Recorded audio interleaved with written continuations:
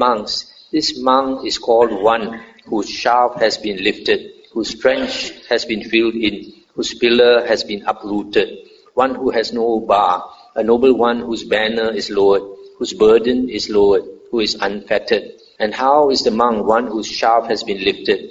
Here the monk has abandoned ignorance, has cut it off at the root, made it like a palm stump, done away with it so that it is no longer subject to future arising. That is how the monk is one whose shaft has been lifted. And how is the monk one whose trench has been filled? Here the monk has abandoned the round of birds that brings renewed being, has cut it off at the root so that it is no longer subject to future arising. That is how the monk is one whose trench has been filled in. And how is the monk one whose pillar has been uprooted?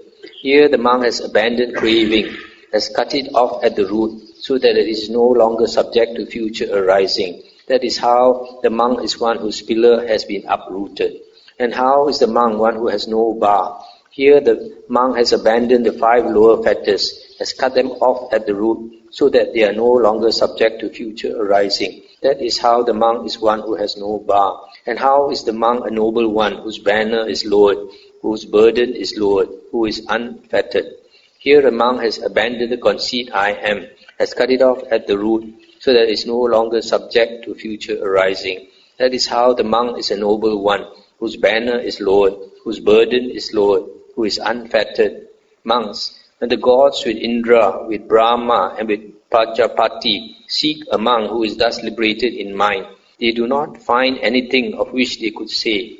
The consciousness of one thus gone is supported by this. Why is that? One thus gone, I say, is untraceable here and now.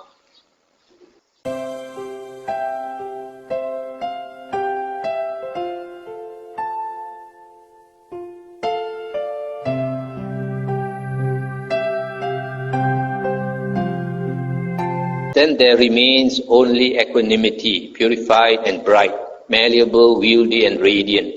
Suppose monk, a skilled goldsmith or his apprentice were to prepare a furnace, heat up the crucible, take some gold with tongs and put it into the crucible. From time to time he would blow on it. From time to time he would sprinkle water over it. And from time to time he would just look on. That gold would become refined, well refined, completely refined, faultless, rid of dross, malleable, wieldy and radiant. Then whatever kind of ornament he wished to make from it, whether a golden chain or earrings or a necklace or a golden garland, it would serve his purpose. So too monk, then there remains only equanimity, purified and bright, malleable, wieldy and radiant. He understands thus, if I were to direct this equanimity, so purified and bright, to the base of infinite space and to develop my mind accordingly, then this equanimity of mind, supported by that base, clinging to it, would remain for a very long time. If I were to direct this equanimity, so purified and bright, to the base of infinite consciousness, to the base of nothingness, to the base of neither perception nor non-perception, and to develop my mind accordingly, then this equanimity of mind, supported by that base, clinging to it, would remain for a very long time. He understands thus, if I were to direct this equanimity, so purified and bright, to the base of infinite space and to develop my mind accordingly, this would be conditioned. If I were to direct this equanimity, so purified and bright, to the base of infinite consciousness, or to the base of nothingness, or to the base of neither perception nor non-perception, and to develop my mind accordingly, this would be conditioned. It does not form any condition or generate any volition tending towards either being or non-being. Since he does not form any condition or generate any volition tending towards either being or non-being, he does not cling to anything in this world. When he does not cling, he is not agitated. When he is not agitated, he personally attains Nibbana. He understands thus, birth is destroyed, the holy life has been lived, what had to be done has been done. There's no more coming to any state of being. Stop here for a moment. So this paragraph 20, the Buddha says, there remains only equanimity, purified and bright, malleable, wieldy and radiant. This description refers to the 4th jhana. Normally when we read in the suttas, that after a person has attained the 4th jhana, the Buddha says, that state of the fourth jhana is utter, he has attained utter purity of mindfulness and equanimity. And also, the Buddha says, then the mind is purified and bright, malleable, wieldy, and radiant. So it becomes malleable, wieldy. You can do what you want with it. You can shape it into anything you want. So, just like the goldsmith, he purifies the gold. So the monk, when he attains to the equanimity, he has purified his mind so that it is bright, malleable, wieldy, and radiant. Then with the fourth jhana, he can use that state to attain the arupas. The first is arupas or arupa jhanas. First is the base of infinite space. The second is the base of infinite consciousness, then the base of nothingness, then the base of neither perception nor non-perception. These are very high states of meditation where the mind opens up and becomes boundless. And it is said here that if he wants to, he can remain in that state for a very long time. In other words, if a person is reborn in those realms, the base of infinite space, or base of infinite consciousness, or base of nothingness, or the base of neither perception or non-perception, those devas there, their lifespan is very, very long in terms of world cycles.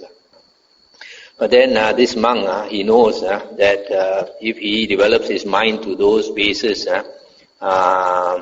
it is conditioned. Those states are conditioned. They are not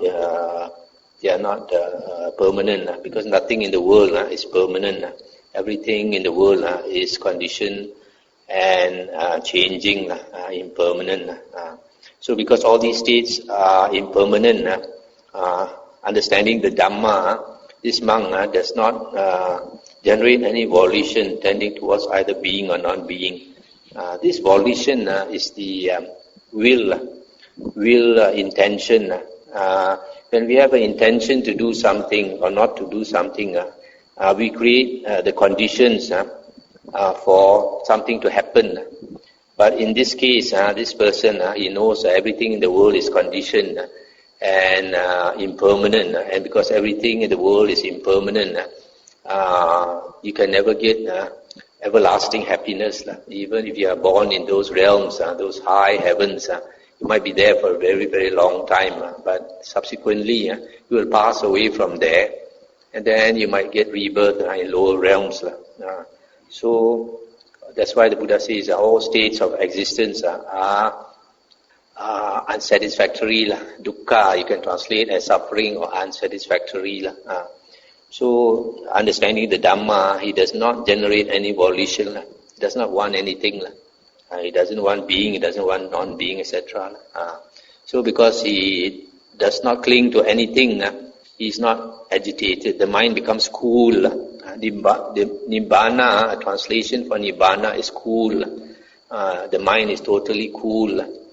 Normally, our minds are all very agitated minds. And this agitated mind brings us on the round of rebirth. The round of rebirth is never ending. We always want to do something. In the suttas, the Buddha said that sometimes these devas are with millions and billions of years lifespan. When they die, they think life is so short. They still haven't done this, they still haven't done that, they still want to do this and do that. They're unfulfilled ambitions. So this is the volition. You keep wanting this, keep wanting that. Around of samsara never ends.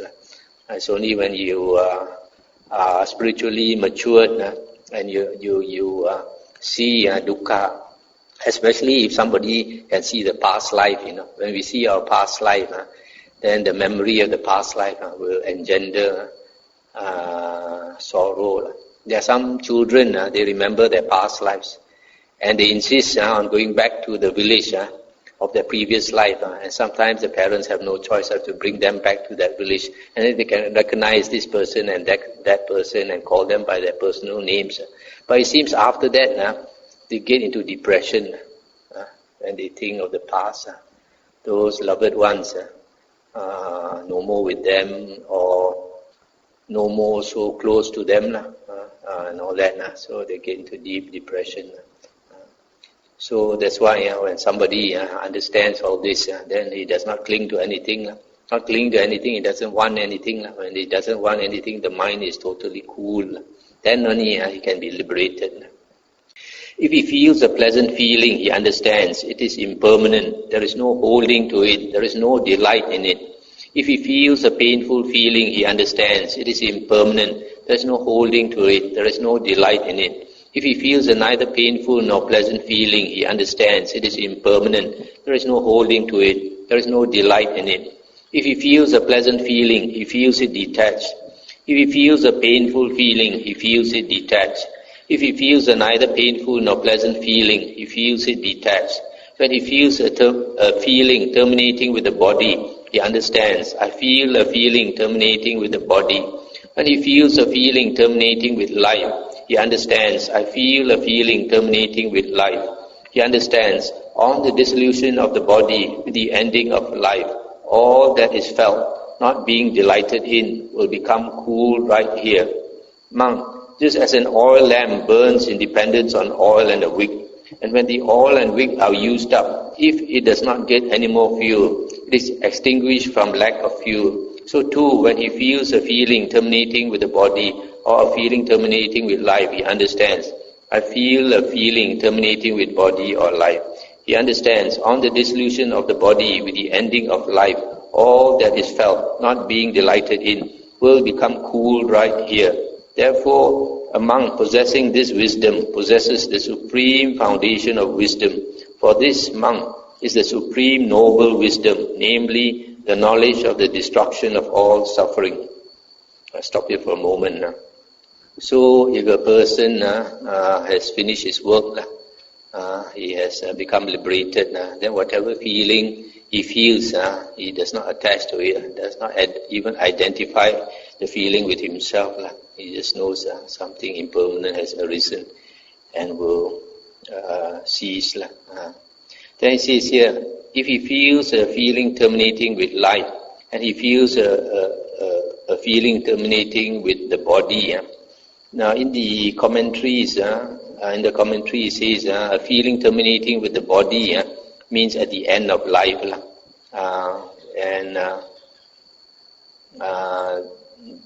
The other one, a feeling terminating, let me see, there's a commentary, say, 1281. Okay, 1281, that is, he continues to experience feeling only as long as the body with its life faculty continues, but not beyond that. And then 1282, this refers to his attainment of the Nibbana, an element with no residue left. But these two, according to the commentary, the feeling terminating with the body is when he dies. And the other one, feeling terminating with life, is when he attains parinibbana. Parinibbana, that means the Arahant passing away. There's nothing left after he passes away. But basically these two are the same because this person is already an Arahant. So I was thinking about it. Maybe another interpretation is a feeling terminating with the body is when the Arahant attains this state called the cessation of feeling and perception. When Arahant attains a cessation of feeling and perception, is a temporary state. He can only abide in that state for a maximum of 7 days, after which he will automatically come out of that state. So when he is in that state, the body has no feeling. That's why it's called a feeling terminating with the body. And then the feeling terminating with life is when he is going to pass away. And Arahant has mindfulness 24 hours a day. His mindfulness is so sharp. It does not lapse. So even when he's dying, at the last moment also he knows. That's why when he's dying, he knows, he feels a feeling terminating with life. That's another interpretation that I offer. Okay, then the other thing I'd like to mention here, he understands on the dissolution of the body with the ending of life, all that is felt, not being delighted in, will become cool right here. This might be for the Arahant, but even for an ordinary person, you find that before that person dies, he might be very agitated about this, about that, and all that. But actually, when he's really at the last moment, when he's dying, then he sees another world coming up, another plane of existence coming up. Then whatever was important in this lifetime will grow cold. It's no more important. What is important is where he's going for rebirth. A lot of people, problem is a lot of people, we don't prepare for that moment. So we are still attached to everything in this world. You're attached to your state, to your status, to your wealth, to your property, to your relatives and all that. But in the end, there's nothing at all that you can bring over. Not even your own body you can bring over. So all those things are no more important. At the last moment of dying, what is important is where you are going for rebirth. And for a lot of people, they are frightened because they are not going to a happy place of rebirth. Only when you have prepared yourself that at the last moment you are happy to leave this world and go to a better place. But that's very few people will get that.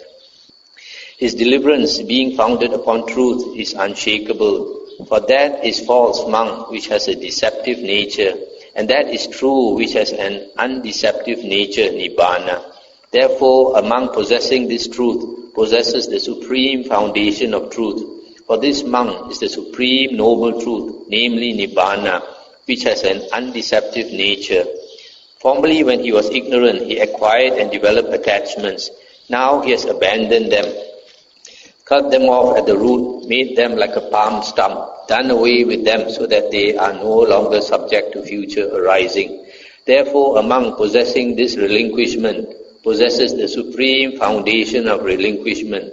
For this monk is the supreme noble relinquishment, namely the relinquishing of all attachments. Stop here for a moment. So here the Buddha says that that is false, which has a deceptive nature, and that is true, which has an undeceptive nature, nibbana. So what is meant here, that nibbana is true and undeceptive. The world is of a deceptive nature. And not only the world is of a deceptive nature, the Buddha says in the Magandiya Sutta, for a long time our mind has tricked us. For a long time our mind has tricked us. Our mind has made us believe that we exist, that there's this self, and that this body is mine, this mind is mine, this feeling, perception, volition and consciousness is mine, etc. So the Buddha says that for lifetime after lifetime, we have been deceived by this thinking mind. Only when you cultivate your mind to such a high degree of purity, then only you can see clearly through all this deceptive nature. Then the Buddha says, ordinary person has a lot of attachment, but this ARAHANT, he has a supreme noble relinquishment. Formerly, when he was ignorant, he experienced covetousness, desire and lust. Now he has abandoned them, cut them off at the root, made them like a palm stump, done away with them so that they are no longer subject to future arising. Formerly, when he was ignorant, he experienced anger, ill will and hate. Now he has abandoned them, cut them off at the root, made them like a palm stump, done away with them so that they are no longer subject to future arising. Formerly, when he was ignorant, he experienced ignorance and delusion. Now he has abandoned them, cut them off at the root, made them like a palm stump, done away with them so that they are no longer subject to future arising. Therefore, a monk possessing this peace possesses the supreme foundation of peace. For this monk is the supreme noble peace, namely the pacification of lust, hate and delusion. So it was with reference to this that it was said, one should not neglect wisdom, one should preserve truth, should cultivate relinquishment, and should train for peace. So this last part, the supreme noble peace is one who has pacified lust, hatred and delusion. There is no more lust, hatred and delusion in him. He's totally at peace.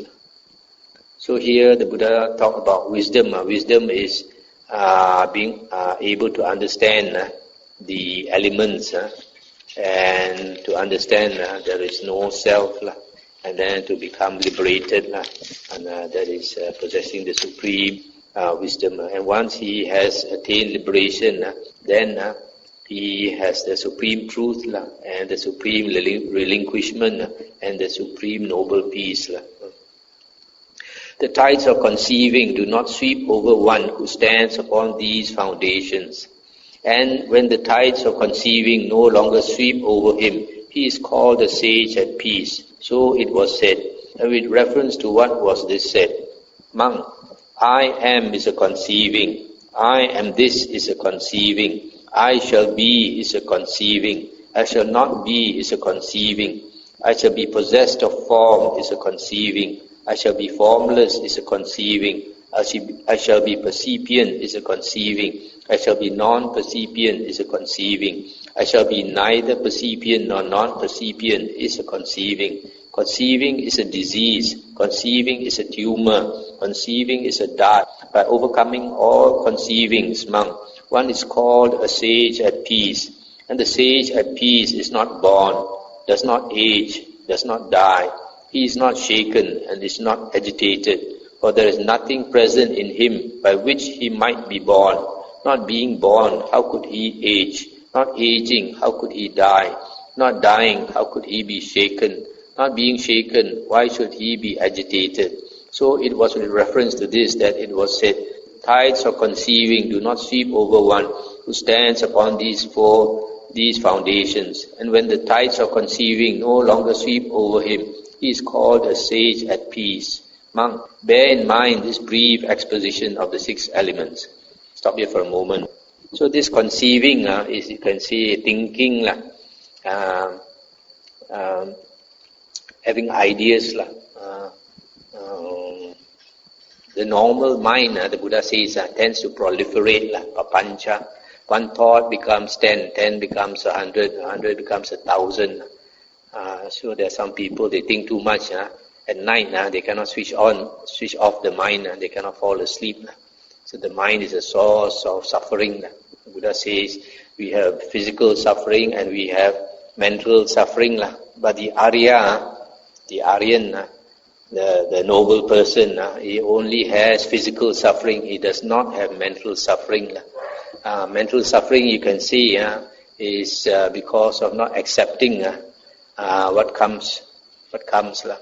But an Arya, he knows that everything that happens in the world is due to causes and conditions. So whatever happens, he accepts it. When you accept it, then you don't suffer. Ordinary person will not accept this, will not accept that, and he thinks and he thinks and he thinks, and the mental suffering proliferates. So this Arahant, he is at peace. He does not have any more conceiving. He does not think, I am this, or I shall be this, or I shall not be this, or I shall have a certain form, or I shall have a formless Deva's body, or I shall be percipient, non-percipient, etc. So the Buddha says, conceiving is a disease, is a tumor, is a dart. That means it's a source of suffering. So when this person has become liberated, he has overcome all conceivings, and he's at peace. So he's not agitated.